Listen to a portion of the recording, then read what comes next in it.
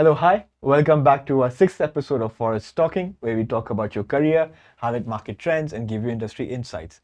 I'm Ameer Junejo, I'll be your host, and today I have with me Tanusha, our payroll specialist. So let's get there. Hi, Tanusha. How are you? Hi, Amir. How are you? I'm great. How are you?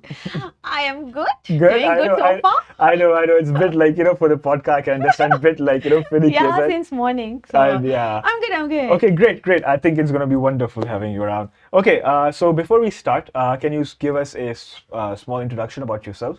Why not? Yes. My name is Tanusha Segaran, and I'm from People Operation, which everyone know it as HR. Yes. So I'm a payroll specialist for FGOC, and I'm attached with Forest for now, I think almost 4 years. Okay, great. Almost. Almost. Not so yet. Okay. Yes. So you have the second most important job after the CEO, the salary, Oh. payroll specialist. Basically, yes, because I knew everyone's salary. And I'm just so happy to know. Okay, great. And I'm keeping it PNC. Okay, great, Yes. as it should be. Okay. So before we dive into that, right? So can you just highlight for our audience what payroll specialist is and what do they do? What is it? Yes. Okay, basically, payroll means like you actually monitor the talent salary, which is we call it employee salary, which basically you need to know that what is their informations and gathering their personal informations, and also do the salary deductions such as all the earnings and deductions, as well as you need to provide a final net salary on time.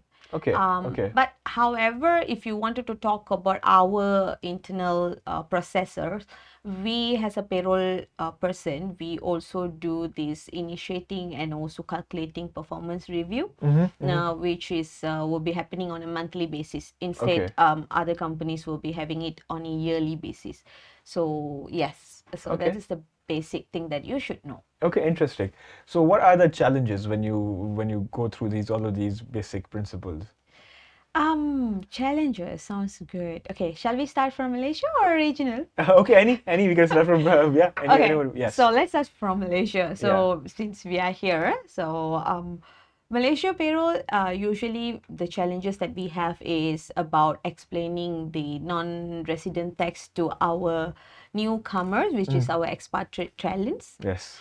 Yes, I've you been should there. know. I've been there. So yes, to explain to them and make them feel comfortable about the deduction, because as you know, the deduction is not as small as normal. So it's a percentage of the rate is very high. So to explain to them is quite big challenging.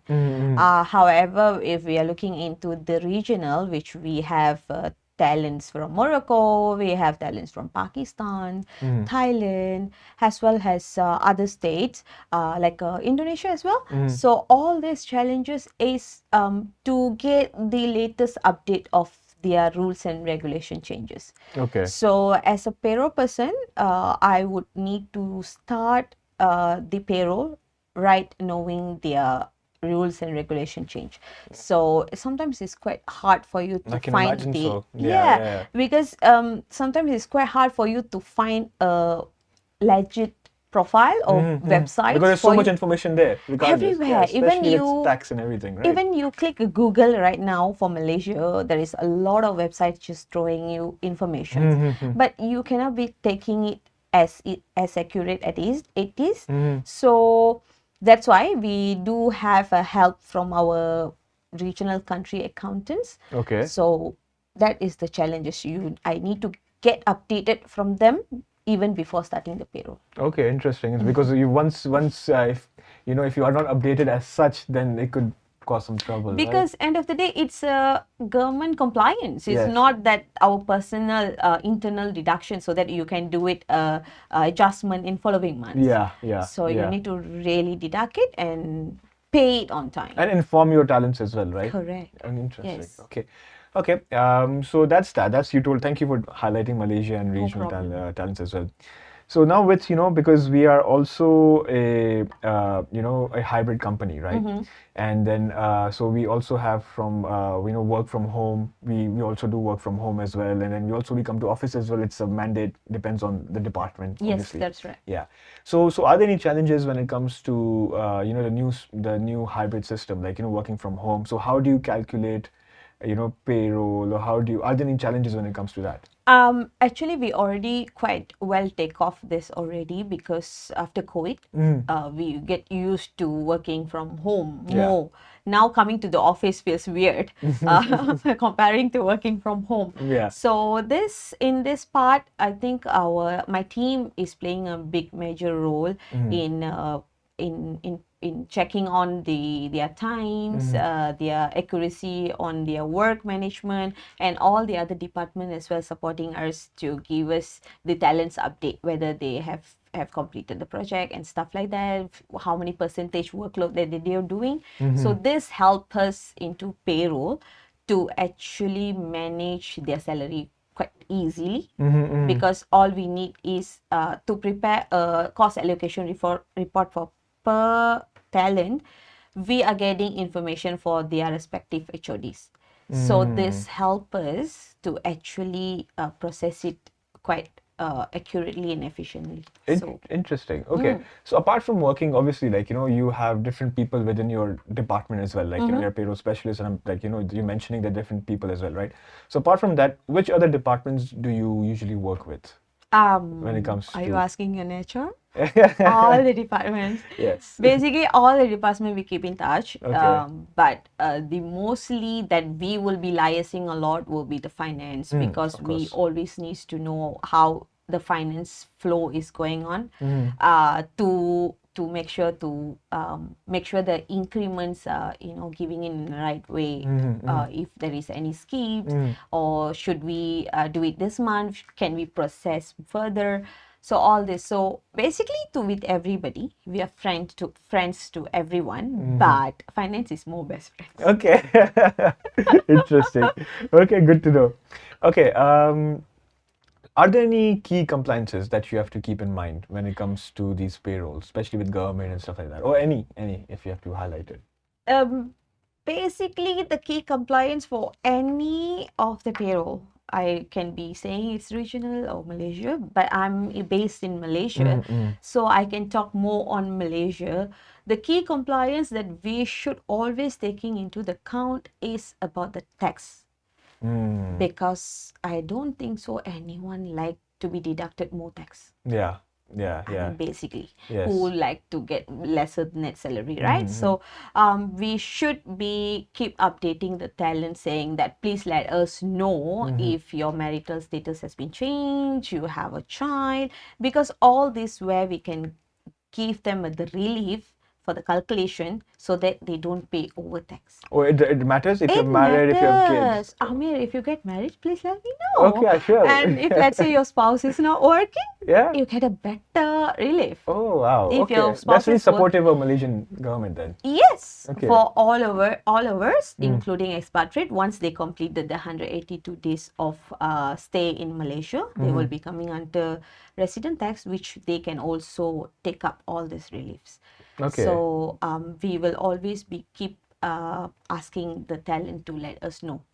Usually we will send an email for this notification yearly once. Okay. Maybe in between of the year they went and married in overseas, but they didn't update us. So which means they actually not taking the relief that they actually getting. Should be getting it. Okay. Yeah. It's getting married is in their favor in more than one ways. Yes. Okay, interesting. I also heard about there was something called sayang. What was that? Okay, What's that's that? a good one. Actually, that is for Malaysians. Okay. We have the deduction called APF, which is Employee Provident Fund. Yes. So, as a husband, they can actually give 3% from their salary to the wife's account. So, even though they're not working, if let's say I'm not working, my husband could just give me 3% of his salary for my personal saving. Oh, okay. Yes. So that is I sayang. So basically, we don't get anything yet. But even if someone or talent wants to have it, maybe I need to check further on how to actually deduct and pay. Okay, but there's an option. In a sense, all of these are compliances, right? Like if they have to, if they basically, if they come up with a suggestion or if they want to be in accordance with the compliance, they can reach out to you, and then you have to help them out by law, right? Yes, by law. Yes, by law. But basically, it's also your preference. You can and not. Exactly. There is no such that you should. So basically, it's just how much you love your wife. Interesting. Okay, great. So for do you have any tips for small businesses that they want to embark on this payroll, or how should they start doing their payroll? I never been in a business, but if I were to have my own small business, then I think what I would need to know, or whoever going to start up a new small business, what they should know is payroll side. I'm talking just about payroll side. Payroll side, they should actually have to engage with any vendors so that you can give your information to them on monthly basis, and they will process it to you, instead of like a big businesses having their own software to actually, or system actually, to do the payroll, because the amount that we are paying monthly basis is higher than what actually a small business is going to earn. So it's better to just outsource it. But it's just not that. I would also love to tell them that to keep an accurate data of the employees in and out, their deductions and inputs, all this information, and especially their personal informations, as well as they also need to keep an accurate record of their finance, so that it makes a lot of difference when it comes to auditing. Yeah, definitely, because it's such an important salary, man. It's salary, so you have to make sure that everyone is working for salary. Exactly, right. That's what it is. Okay, interesting. And I think like you're right as well. Like how, especially if you're a small company, right? Then it's better to outsource it, because there's so much time spent on payroll, and so much, like, you need accuracy as well and everything. Correct. Yeah. Okay. Correct. If it's a small headcount, it will be better pricing out there. So you don't need to worry. When it grows bigger, it will be better for you to have an in-house like me, so that everything one person can handle it. Interesting. Yes, but that is like, I think for 2 to 300 employees, or 2 to 500 employees, still can manageable as one. Okay, as one person. If it is more, I think I need assistance. Interesting. Okay. There's a lot of work, man. A lot. Okay. So do you get any frequently, what are the most frequently asked questions? I'm presuming there's so many. Okay. What are the top ones? I can only say the funny ones. Okay, go on. The serious ones, I don't want to come up to that, because I don't want to pinpoint anyone. But the funny ones, usually talents which is very fresh graduates, they doesn't know the difference between gross and net salary. Can you imagine? They will be coming up to me, and they tell me like, "Hey Tanusha, how come I got signed my letter of agreement to this amount, but I'm getting lesser than that?" I'll be like, "What? Oh, did something wrong?" Then I go and check. Actually not. Actually, the gross they're talking is before deduction. The net they're getting is after deduction. Can you imagine? They don't teach you this in school. Yes. No school teach you. So that is the problem. I mean, not problem. That is the funny questions I get. And also some come up to me and say, "Can I get my salary in cash instead of paying it to my bank?" I'll be like, "Okay, shall I see my drawer? Am I having a cash flow?" No. Also, I would like to highlight here is, like, they always think the payroll person is a tax expert. Actually, we are not. Yeah. There is a lot of tax experts out there.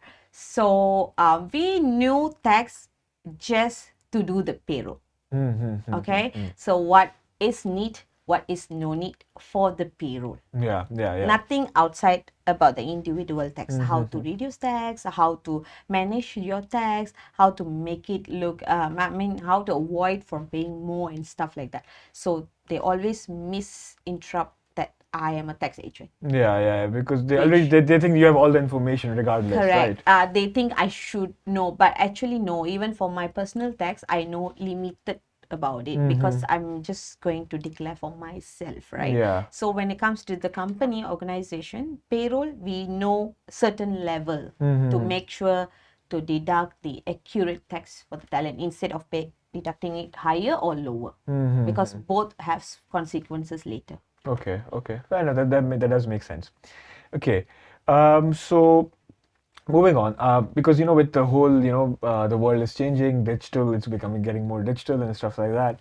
Do you think there are any trends that you can highlight that can help with payroll or stuff like that? Okay, it's scary actually. Yeah. Because the manpowers are getting less. Yes. But yeah, there is a positive and negative. So I think if you're asking me the trend changing for payroll, I would love to have this ML and also AI. Machine learning and Yes, artificial intelligence, correct. yes.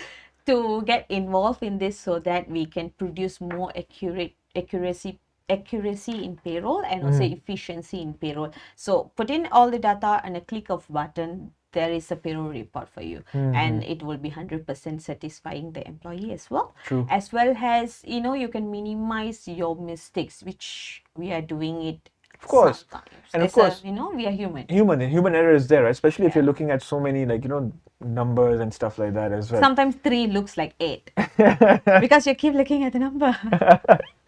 I've also heard that you also work on different reports as well. Yes, I do.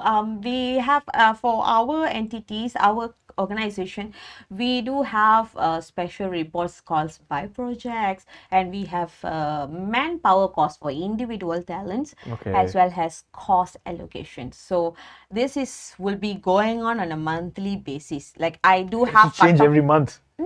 Exactly, because it's based on the project. For example, cost allocation, maybe today this month you're working on this project for 50%. Yeah. So I need to calculate that. Next month, maybe you are already reducing the project for 30%. I have to calculate that. So I need to keep. There's so much back end. People don't understand this, right? Exactly. Like for us, it's just coming in and just doing it. Finance just say, okay, I want this report. We need to do it. Because why? I have the salary data. Only me having it. And it's private as well, right? Not everyone can get that data as well. Yes, of course. Yes. You shouldn't, because payroll associate know how to differentiate my salary with other salary. Not everyone will be having that. Maybe others sees your salary, they might be, why he's getting more? I think he's doing lesser job. Yeah. I'm getting lesser. They try to, yeah, of course, it's always there. They try to see why is mine less and yours is more. So not everybody can be in this field. Yeah, interesting. So it's more about ethics as well. Correct. Yeah. 100%. Okay. So coming back to the regulations, right? With the whole tax and then the ISANG and all of that, right? So how do you tell your talents? How do you communicate this with your talents when it comes to that? Okay, basically, so far we don't really communicate with the talent because if you asking, our big entities are in Malaysia, right? So whenever there is a changes in the compliance rules, regulations, and all these things, usually they will meet in the beginning of the year or during the Malaysian budgets is going on. So it will be definitely informed worldwidely, like, okay, Malaysia is going to have a tax increase, GST is increasing. So we don't need the necessity to actually let them know by company, because they should know by reading all these things. But we will also email them or communicate with our internal communication, which is sharing the newsletter in the future. If there is anything, they should take aware of it. But so far, nothing big changes. Okay. And I'm pretty sure they come up to you as well, and they can just always. We are always there to help and share information. We are not the strict ones. Okay. So how do you keep yourself updated with all of these? Yeah. Who will update me? If not me. It's my job, Ameer. So I'll keep myself updated. Yeah. So I usually go and I wouldn't say every month. For regional, yes, I will go and check every month just to prompt our account accountants who's working over the other region to say that, hey, is it something like this going on? Our talent told us. So can you please just to have a conversation? more? Yes. Yes. So that they will tell me, oh, you should include this deduction into the payroll and stuff. But for Malaysia, I will go and read the website. Okay. So usually I will trust the communication through the government official in LinkedIn. So they will be always accurate. And also the government websites. Okay. So I'll just keep myself updated. Also, I forgot to tell you, my HOD will come up with me if she goes around somewhere, she heard some news. She'll be telling Tanusha, this is the link, please read through. It's like, okay, let me do that. Okay. Let me do that. let me do an update. So, Okay. yeah. Nice. Okay. So can you? So okay. So with all this, right? How do you handle inconsistencies when it comes to, because looking at, like, just hearing from you, right? There's so much work, like, in a sense, not even work. Obviously, work is there, but, like, there's so much work for, like, detailed work, and there's clarity. Like, you need to understand, and you need to come up with, you need to understand different compliances across the world. So how do you, like, what's your, yeah? How do you come up? How do you reshape your discrepancies? Yes. Okay. I would love to teach you something. Go on. I follow this mantra, or I can say this is like my day-to-day basic things to do is 3R. Okay, 3 hours. Would you love to know that? Please. Okay. Yes. First R. Yes. Review. Review. Okay. Second R. Also a review. And third R. Always review. So you should review, and review. And it's not only 3 times, you can be 10 times. But I will make it 3 times. Basically, the first review from my end, which especially tax, as I mentioned earlier conversation, nobody likes to be deducted more tax. Definitely. Yes. So what I do, I will be taking out 10 the percentage. Let's say if we have 100 people in payroll, I'll take 10% of them, 10 percentage from there, which is 10 talents income, to check the manual tax, to make sure that the system calculation is throwing the right one. Okay. So because system is also a system, can be happening some discrepancy, like what you say. So we will be checking against the manual. So when we are doing the checking, we will get to know. Usually I will be taking those who gets increments, back pays, and some changes in the salary to see the differences, or maybe it's accurate. The second review is I will be always checking with my previous payroll report, which is I'm doing it for April payroll, but I will be checking against with March payroll. So when I will look up with it, I can see who are having some changes. And when the changes appears, I will make sure that changes justified. Maybe they're getting a back pay. Maybe they have a increment, a percentage. So all this, I need to be ready for the justification, even when the talent come and ask us. The third one, of course, after seeing a lot of numbers, you need another set of pair eyes to come in and jump into check. So that's where my HOD will come in and we will check through together. Interesting. So I will be doing, and she'll be checking one more time to finalize it. Hence the 3 hours. Yes. Okay. So 3R mantra. Remember. Okay. Review. Got it. Okay. I think we are coming to the end of our podcast. So the time just flew by. Just last question, right? I think I think we can have 2 more. The second last one is, like, so how do you, like, for example, with the changes and everything that's coming along, right? So how do you communicate your changes with stakeholders, especially when it comes to resident tax or non-resident tax? Okay. Usually as I think this was your previous question about the resident, non-resident tax, right? So usually with the talent, we will be having a direct conversation with them. For the stakeholders, which is higher stakeholders, we will always tell them in advance when we're having a group discussion, or even when we are meeting them in person. We will tell, hey, something like this is changing, so please take a note when someone asking you. So for the talents, of course, when they're coming in, especially non-resident tax, the expatriates are coming from abroad to here.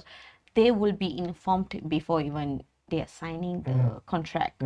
So if they have more questions, they will be asking me, and I will be happy enough to assist them.